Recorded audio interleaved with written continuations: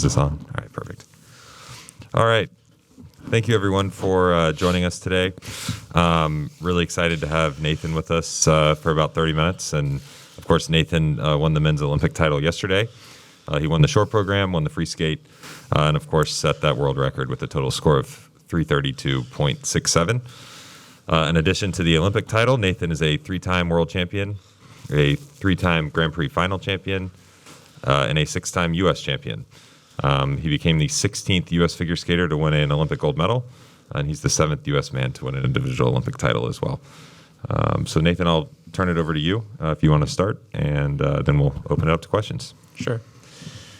I mean, as it's been not yet 24 hours since, the conclusion of yesterday, certainly still need more time to process everything. Everything still feels very unreal, but overall I'm just very happy to be here and very happy with how this competition went. Great. Thanks, Nathan. We'll open it up to questions. Yep, we'll go over here to the right. Hi, Nathan, right here. So how did you celebrate last night, and what are your plans for the rest of the games? Are you sticking around? Yeah, so fortunately I've been invited to the exhibition, so that means I can stay to the end of the event. And unfortunately in 2018, I got the flu right after I competed my free program and was not able to attend the closing. So a goal of mine is to make it to the closing this time and be able to experience that. But yeah, last night I just had I had some media that I had to do immediately after, and just tried to get as much sleep as I could. But of course, a lot of adrenaline after a competition, so didn't get too much of that. But yeah, it was still, it was a nice night of relaxation. All right. Other questions? Yep. We'll go in back, and then we'll come up here to the second row.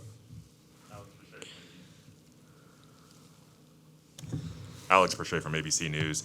Nathan, after 2018, getting a chance to come here in Beijing and be so dominant, when you were finishing and you had that American flag around your shoulders, what was going through your mind? Mm-hmm.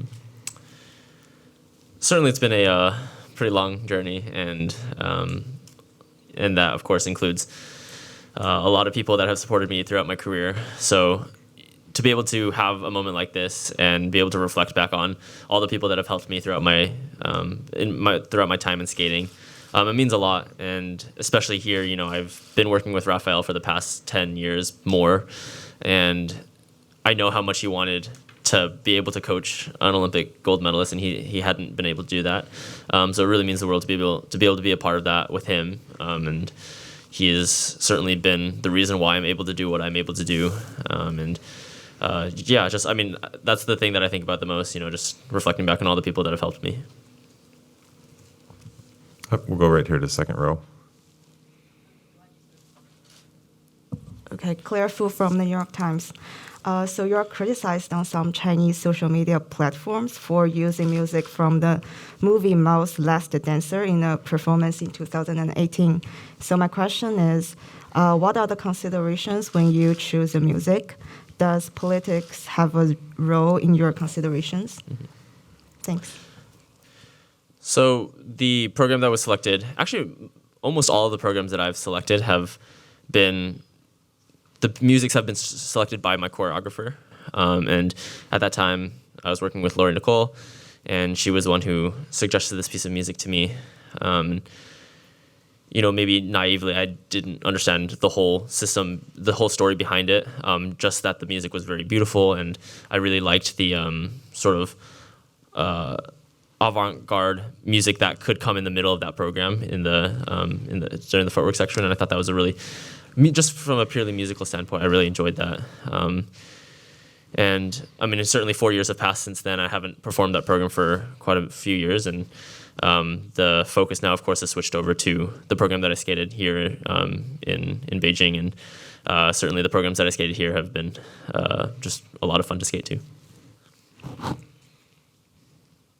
Yep, we'll go over to the left.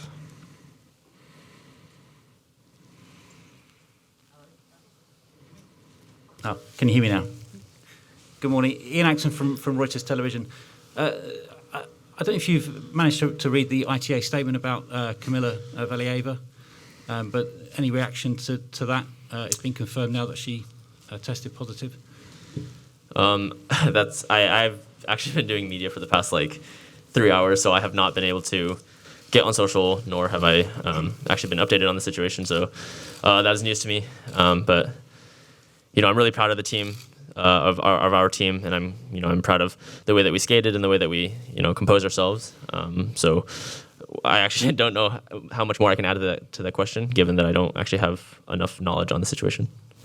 Well, I assume any sort of tainted medal by doping would be potentially devastating. Sure. I mean, that's, of course, within our team. As I said, I'm really proud of the work that we've put in. I'm really proud of the skates that we put down as the U.S. team. And whatever decision comes out, at least we'll be able to come away with a medal. And for that, I'm very proud of our team. Yeah, we'll go to Jackie here, second row.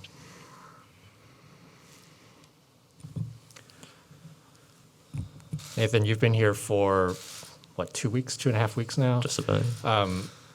It's been maybe a roller coaster ride of practices and feelings and competitions. Now that you're done, can you take me back to all of that and how you've been able to navigate, being here in the bubble and, skating with your mask on and all that kind of stuff? Sure. It's been a really crazy 2 weeks for sure.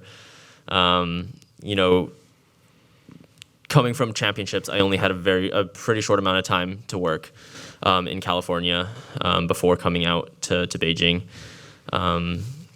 And actually, within that period of time when I was in California, I started working with Massimo Scali on choreography, he'd been incredibly helpful. So I just feel the need to include that. He'd put in a lot of great work with me for the past couple of weeks while I was in California, and then coming out to Beijing, it was just a lot of excitement.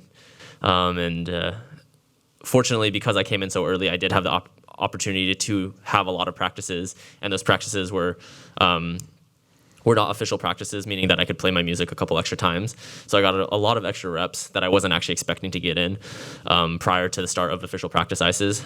And then once that started going, it's training at an event versus training at home. Pacing is very different. Timing is different, so you don't quite spend as much time on the ice. But the intensity is equal, or if not a little bit higher than what you would typically do in a session. Basically, you have to condense an hour session into 30 minutes. So rest time is shortened. All of that is shortened, which requires you to sort of change your plan around a little bit. And of course, when you're back at home, you get the opportunity to be like, hey, Monday, Tuesday we can push, Wednesday drop, or something along those lines. Differs to athletes, differs based off of the time of the season. But here it's kind of like just pedal all the way down to the floor, just gas all the way through. So then it's just like trying to figure out where rest time can come into. So some of my practices were great. Some of them I started getting a little fatigued and started getting a little shaky. But as soon as competition comes around, I start getting more excited, and that adrenaline comes back in, and it's easy to start getting back into the shape that you need to be. And it was definitely a pretty crazy 2 weeks, but had a lot of fun with it, and really enjoyed my time here. Yep, we'll go right here, then we'll go over to you. Kind of a follow-up to that. Now you're in this kind of limbo time, I guess, right? I mean, you've done your events, and it's something you've been building up for the past 4 years, and now it's done. What kind of a place is that? What kind of emotions are you going through right now? I haven't even really given it too much thought. Initially, of course, just like what happened just now in the competition. So, of course, that's like where my mind is at. And then from here, I have a couple more weeks here in Beijing. And again, I get to do the exhibition. So that'll be the next thing for me skating wise. But now I get to, enjoy the Olympics and support the rest of my Team USA athletes. And just be able to enjoy the Olympics for what it is. And I've never really gotten the chance to just be a spectator, really, at figure skating events. Sub a few competitions, but the most part, like not having to worry about competition at all, and just being able to sit in the stands and cheer for the athletes. I haven't really had too many opportunities to do that, so I'm really excited for that. Yep, I think we should go over here.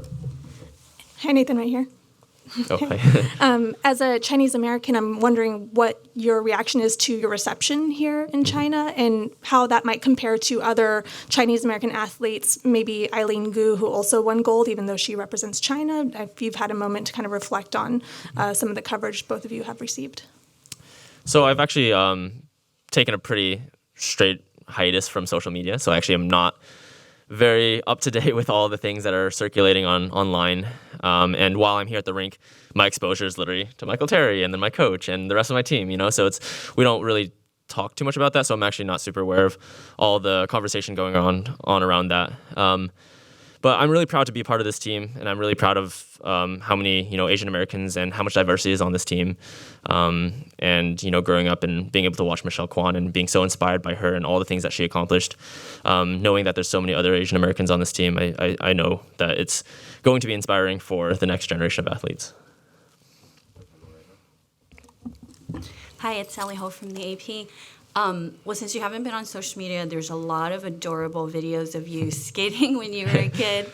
And the internet is just like really excited about your program yesterday. They really see it as this like really cool and refreshing program because of the rap and the hip hop. And I'm wondering if you could talk about, more specifically what it means to you for, given the way you've been received, like what does it mean to you in terms of, as an AAPI man? Mm-hmm.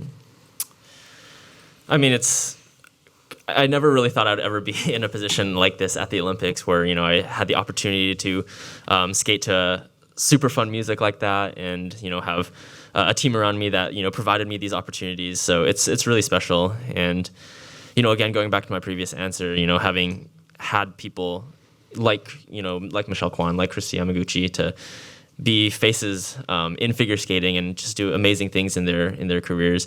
And just being a young kid watching all of that, it really just gave me the inspiration that hey, that's possible for me too, And certainly, I hope that will be the case for athletes, not just in figure skating, but all athletes everywhere. After watching people like Chloe Kim and myself and Karen Chen and, all the other Asian Americans on this team that are just doing amazing, amazing things. And as for the program, it's just, for me, I train these programs every single day, and if it becomes a program where I'm like, oh, I'm getting a little tired of hearing the song, that's probably not the right idea. But with this program, every time I hear it, I'm always excited, and I always want to skate to it. When that last section goes on, I always just want to start dancing. It's just a very fun piece, and the guy who choreographed it, Sam Srinard, he's a genius with movement, and it was just such a blast to be able to work with him since. Historically, I haven't really had that many opportunities to work with hip hop dancers on the ice. So it was just a really cool sort of new pathway that we went with this program, and just been really enjoying it. I think I saw a hand raised over on the left. Yeah, quite. Yep. You'd mentioned you're looking forward to just being a spectator. Mm-hmm. Other than skating, what event or which athlete are you looking forward to see? And if it weren't skating, which other Olympic sport would you most want to do and least want to do, and why? Oh, man. Good questions. Well, I've actually never in my life actually seen a half pipe. So I think it'd be really cool to be able to just see what that looks like, as well as big air, just to actually see the structure itself. To me, that just sounds absurd to just, even envision how just, gigantic these half pipes and all these snow structures are. I think it would. Honestly, all winter sports are pretty crazy. They're luge, skeleton, bobsled, half pipe. All these these sports are just so next level that any sport just sounds pretty terrifying to me. And I'm glad that I'm in figure skating, so I'm gonna just stick with that. I grew up playing hockey too, so that's definitely a sport that I really enjoy playing, and it's fun to be able to have sort of that team aspect, which of course when we're skating on the ice we're by ourselves, so you don't really get to have that as much. Sub the team event, which is kind of nice to have as well. But I would say maybe hockey. I would choose hockey, although with my stature I probably would not do so well. And then any of the other sports, just because I don't think I have the guts to do the other ones. Yep, we'll go back left. Sorry to labour the point. Does it bother you not having received your medal yet for the team event? It's sort of a special occasion, and you've not been able to experience that yet. For sure. I'm I personally am really lucky to have had the opportunity to get a medal here already. I do really hope that the rest of my teammates will be able to get a medal. Of course, they haven't even competed yet, so certainly there's a lot more opportunity for them. But yeah, I hope that at least before we leave, we'd be able to get it. And that also includes Vincent, who I know is in isolation, and hopefully we'll be able to get out soon. And if that's the case, it'd be just remarkable for him to be able to get the medal with us. All right, we'll go to Jackie. Jackie, then we'll go to George. Going back to what you were talking about right before you went to Beijing, working with Masi, what did you work on with him, and what did you hope to improve on there? So I previously worked with him when I was with Marina, and Marina's team was just great for me at that time. Just really helped me start working on the things that I felt like I was lacking. And Rafael certainly covers a lot of my bases. A lot of basically everything that I need in competition he can cover. But I did feel that having an extra set of eyes, such as Masi's, which I had experience working with and really enjoyed working with, would help me a little bit over these coming weeks before the Olympics. And throughout the season, I just didn't really want to leave any stone unturned. And so knowing that Masi was now available and had the opportunity to work with me, just asked if that's something that he'd be willing to do, and just made sure that it was okay with everyone else, and got the all clear and started working with him, and it was really, really helpful to me. George. Hi, Nathan. Towards the middle of your program, after the first sequence, you reached the point where skaters know they're in control, and their mental attitude changes. And from that point on, I noticed a lot of little smiles, kind of smiling at yourself at as you did each subsequent element. What was going through your mind at that time in your program and through the end of it?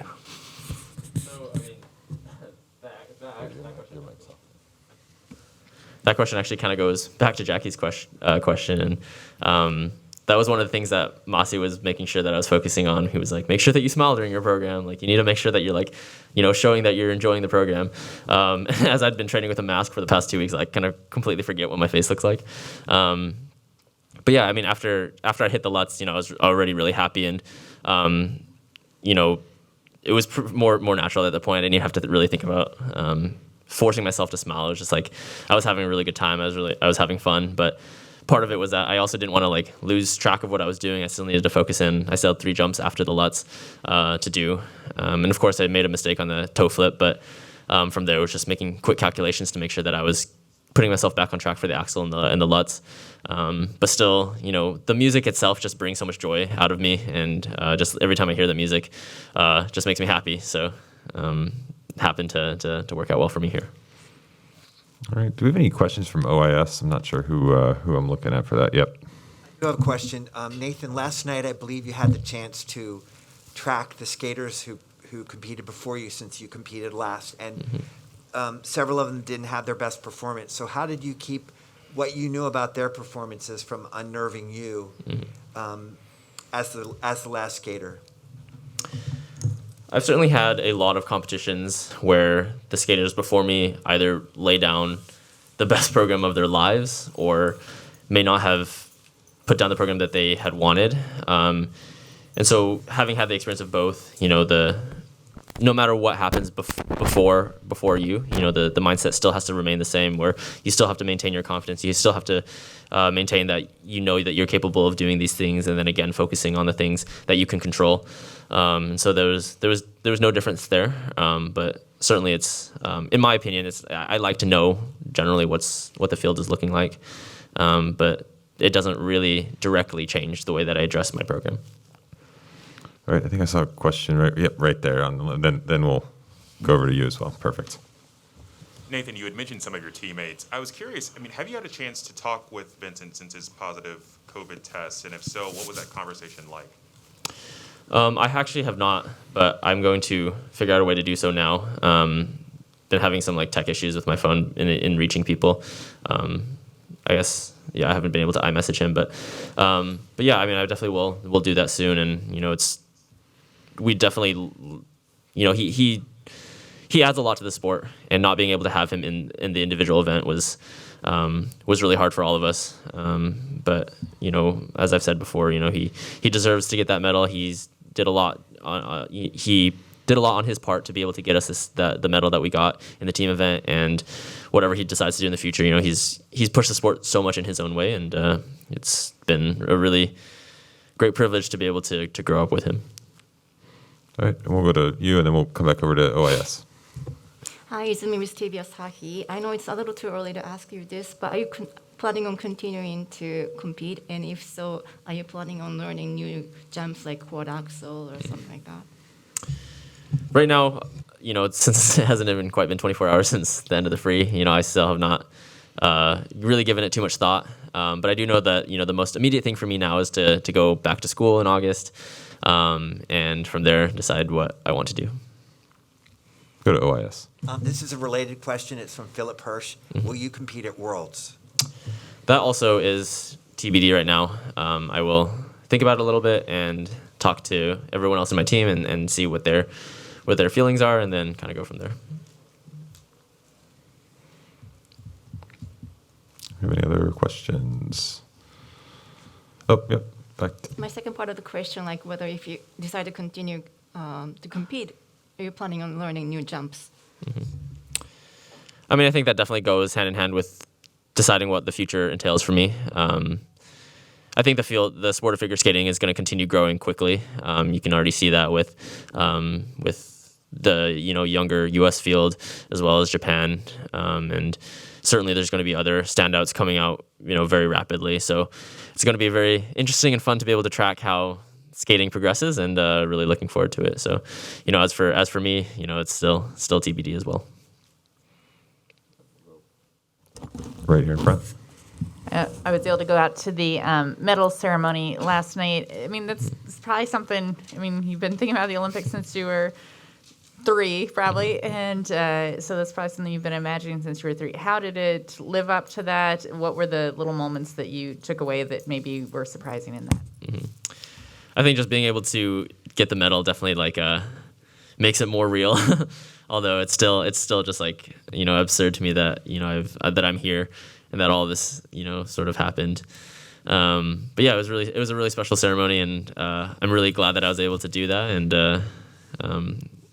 it was, in theory, very similar to the one that I had in Pyeongchang with the rest of my team. But of course, this time a little different circumstances. But the overall feeling was still the same. Just that feeling of excitement and happiness and pride, and just overall, just again, as I said earlier, just going back and thinking about all the people that have helped me too, and realizing that this ceremony would not have been possible without all those people.